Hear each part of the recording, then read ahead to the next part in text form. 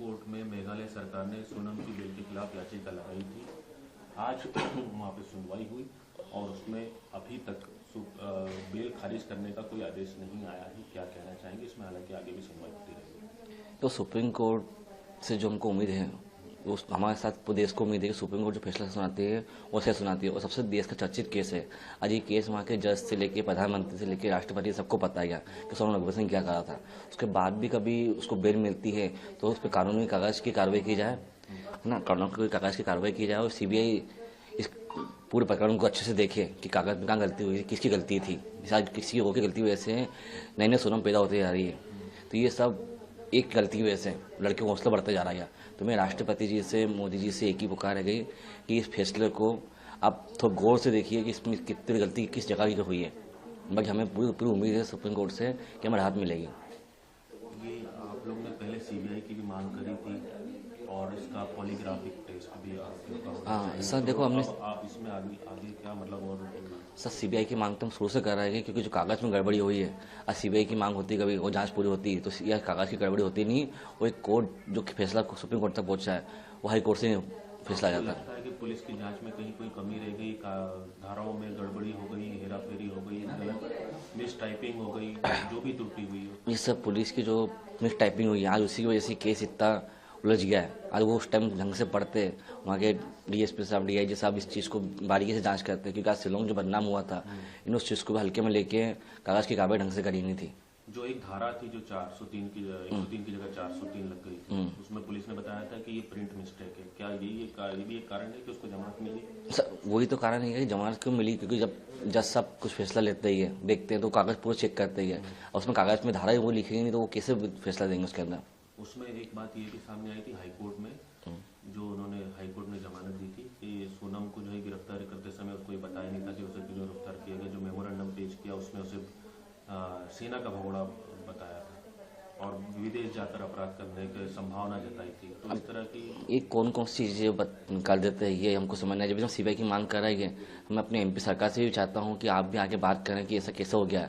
आज उनकी सोनम की वजह से हमारे एल पावन नगर बदनाम हुई है, तो ये कैसे हो सकता है? क्या हमें यहाँ की सरकार थोड़ा ध्यान देगी तो चीज़ों को और आगे बैठाएंगे। वही सीबीआई की मांग कभी हम कर रहे हैं, यदि सरकार मोहन यादव जी यदि इस चीज़ को गौर से सुनते हैं या देखते हैं कभी, तो वो सीबीआई की मांग कर देंगे तो जांच फैसला फटाफट जल्दी लिया जाएगा।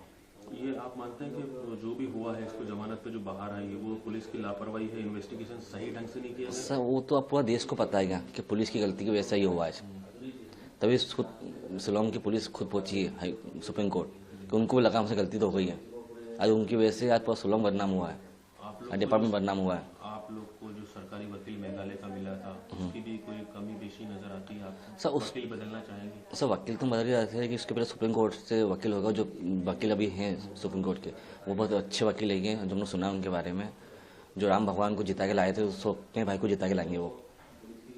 आपका नाम? सचिन रघुवंशी, राजा का बड़ा भाई। कोर्ट में आज सोनम की बेल खारिज करने को लेकर मेघालय सरकार ने जो याचिका लगाई थी उस पर सुप्रीम कोर्ट ने ये कहा है कि अभी सोनम फिलहाल बेल पर ही रहेगी बाहर और इस मामले में आगे सुनवाई चलती रहेगी। क्या कहना चाहेंगे आप लोग सुप्रीम कोर्ट से? तो मैं सुप्रीम कोर्ट से एक निवेदन ही कर सकती हूँ कि मतलब है ना, मैं सुप्रीम कोर्ट से निवेदन करना चाहती हूँ कि मतलब है ना ये फैसला जल्द से जल्द आए और मतलब है ना हमारे राजा को न्याय मिले और सोनम को मतलब जेल के अंदर डाला जाए। और मैं है ना मतलब जैसे मोहन यादव जी का भी निवेदन, उनसे भी निवेदन करना चाहती हूँ कि इस फैसले पे गौर की जाए और हमको मतलब सीबीआई जांच मिली जाए, क्योंकि ये फैसला इतने मतलब क्यों धीरे चल रहा है, क्यों स्लो चल रहा है। मतलब हमारा एक ही निवेदन है मतलब, और मेरा है ना मोदी सरकार से भी निवेदन है कि हमारी पुकार सुने मतलब और हमको न्याय मिले, क्योंकि हमको न्याय अभी तक मिला नहीं। तो मतलब इसमें इतनी ढील पोल क्यों चल रही है, और ढील पोल चल रही है तो हमको वापस से जांच चाहते हम और हमारी सीबीआई जांच की मांग है। तो हमारी सीबीआई जांच की मांग पूरी रखें, क्योंकि जो भी कागज है हमारे मतलब जो भी मतलब इतने जने से मतलब हमारे वो थे मतलब कि इतने गवाह थे वो थे, तो हमारा फिर पीछे फैसला क्यों हट रहा है। तो हम यही चाहते हैं, सबसे निवेदन करना चाहती हूँ मैं कि हमको जल्द से जल्द फैसला मिले। सुप्रीम कोर्ट एक आखिरी उम्मीद होती है जो देश की सर्वोच्च न्यायालय है। यहाँ यहाँ से अगर बेल का ऑर्डर यथावत रहेगा तो फिर आप लोगों हाँ, फिर हम कहाँ से आस लगा के बैठेंगे।